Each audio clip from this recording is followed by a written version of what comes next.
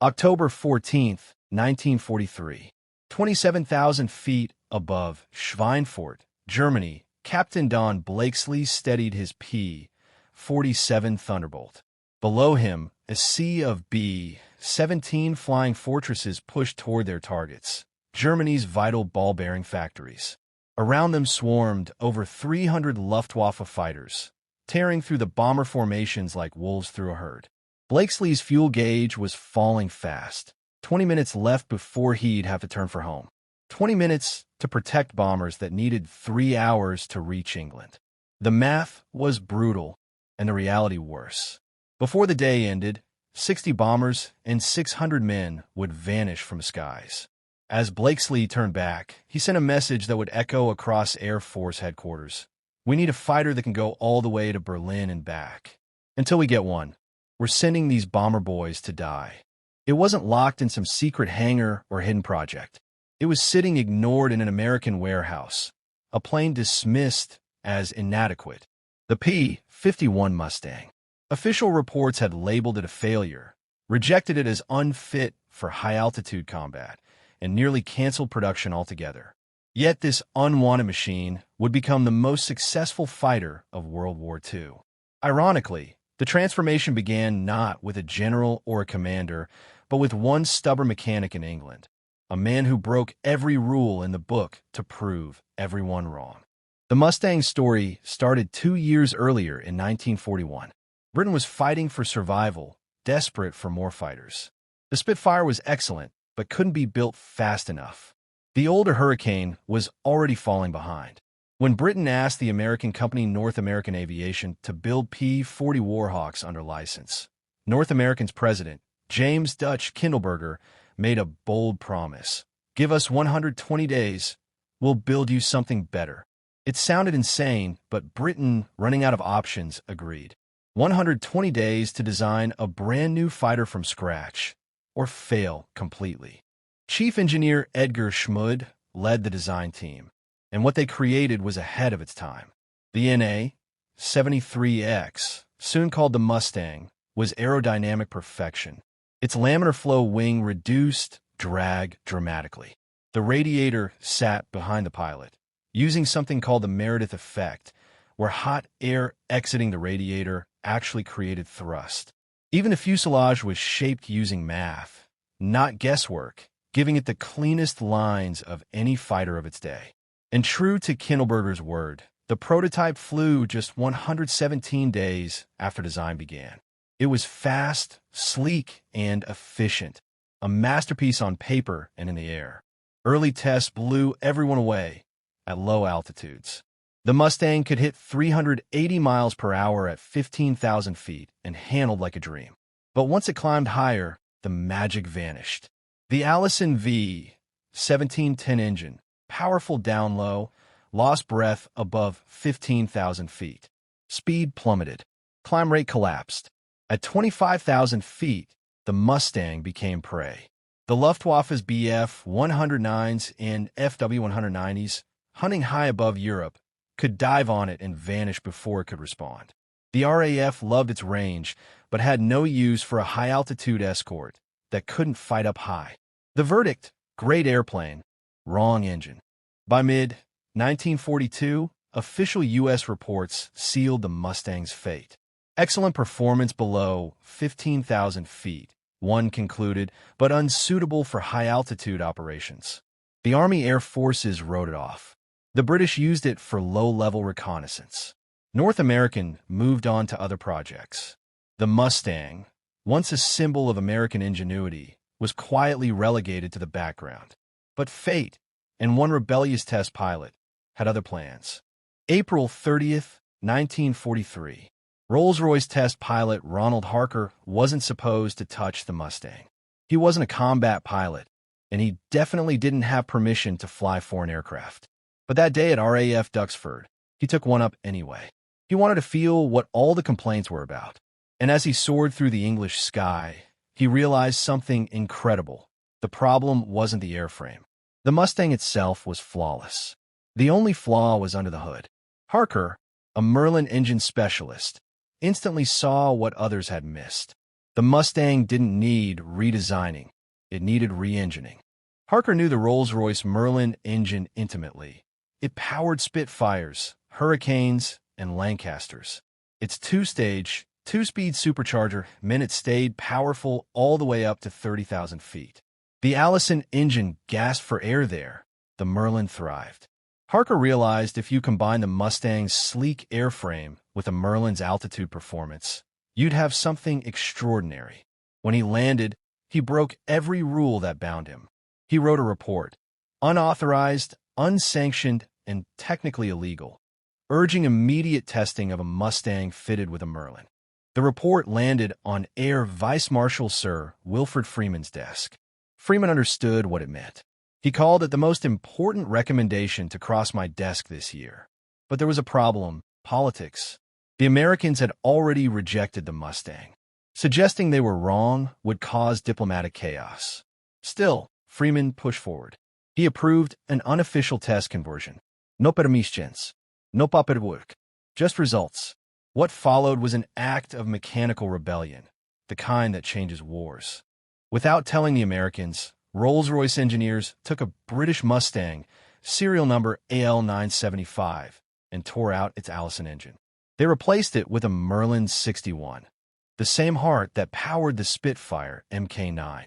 Every inch had to be reworked. New mounts, new cowling, a new propeller, fuel, and cooling systems. It was a Frankenstein job, messy, secret, and risky. But 4 months later, on October 13, 1943, the Merlin Mustang took to the skies. At 25,000 feet, it hit 430 miles per hour, 70 faster than before. The climb rate doubled. Handling stayed perfect. Harker landed, grinning. His test report said only one line that mattered. The Merlin Mustang is the finest fighter aircraft I have ever flown.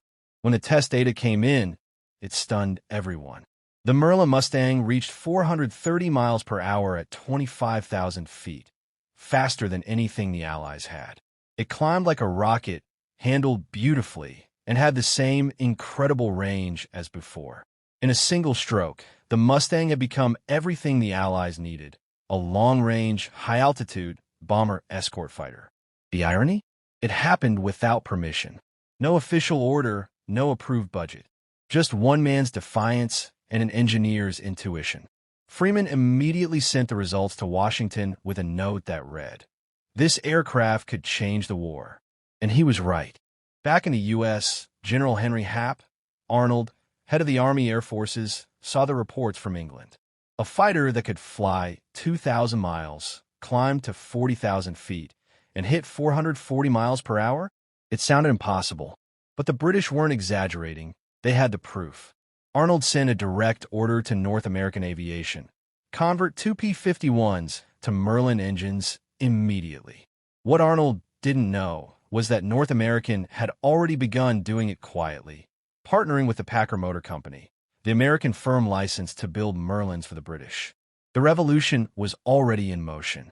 The first American-built Merlin Mustang flew on November 30th, 1943. Test pilot Bob Chilton took it up, and the results matched everything the British had claimed.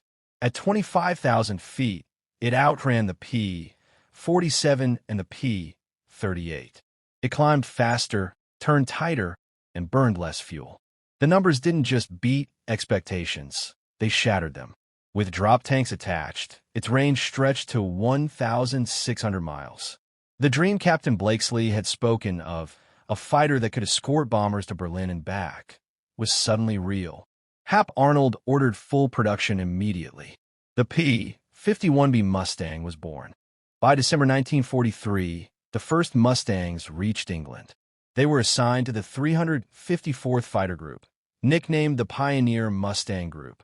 The pilots were skeptical. The Mustang looked small, carried only 6 machine guns, and had just one engine, not 2 like the P-38. But on their first mission escorting bombers over France, doubts vanished. The Mustang climbed faster than the bombers it protected and still had power to spare. When German fighters appeared, the Mustangs dove like lightning. They could chase, fight, and still fly home with fuel left. The pilots knew instantly. This was the plane. Lieutenant Charles Gum, on his first Mustang mission, engaged two FW-190s diving on the bombers. The Germans expected the American to make one high-speed pass and break off, like the P-47s usually did. But Gum stayed with them, through turns, climbs, and dives, until both enemy aircraft went down.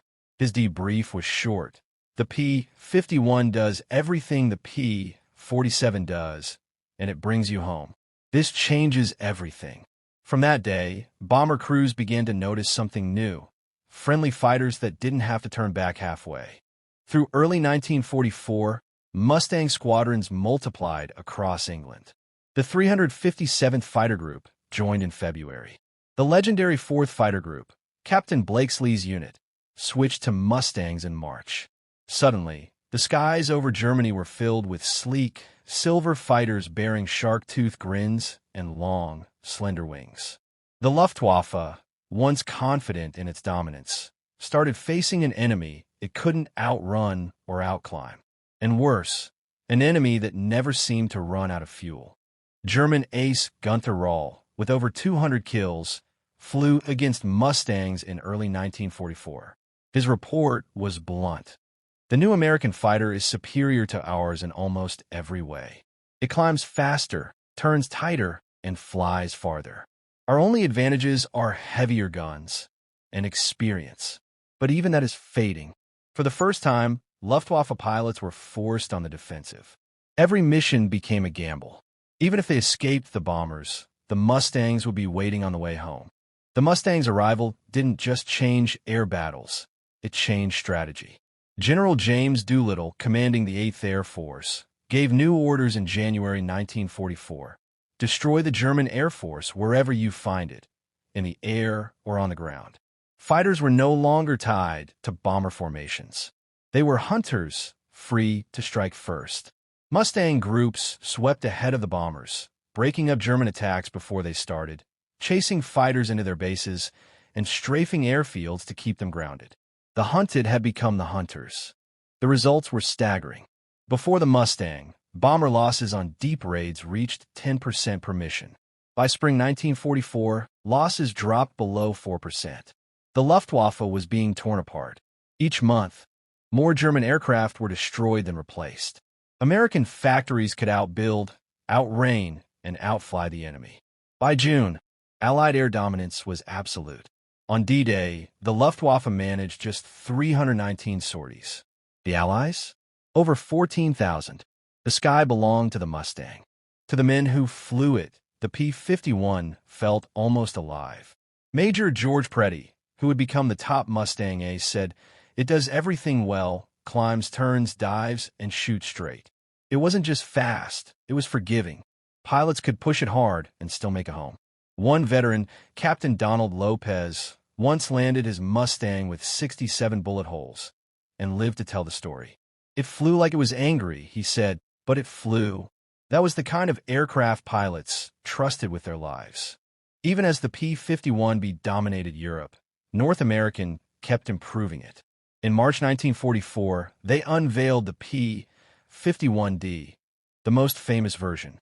It added a bubble canopy for 360-degree vision, 6.50 caliber guns, and refinements that pushed its speed to 447 miles per hour.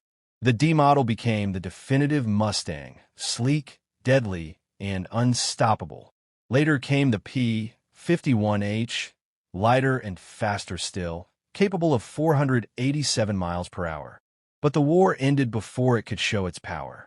The D model had already done the job and changed history.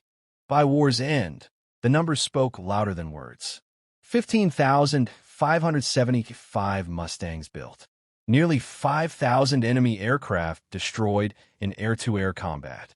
Another 4,000 wiped out on the ground. No other American fighter matched that total. The Mustang had the lowest loss rate of any major Allied fighter and the highest kill ratio. In the final months of the war, the Luftwaffe barely existed, and the Mustang's silhouette ruled the skies of Europe.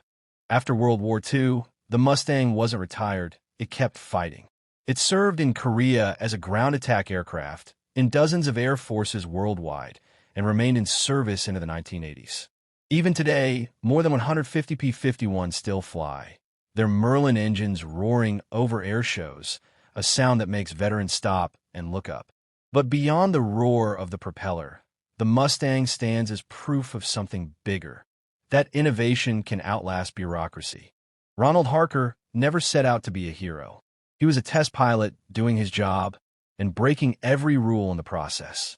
His unauthorized flight could have cost him his career. Instead, it changed aviation forever. His belief that a single engine swap could rewrite the future turned out to be right.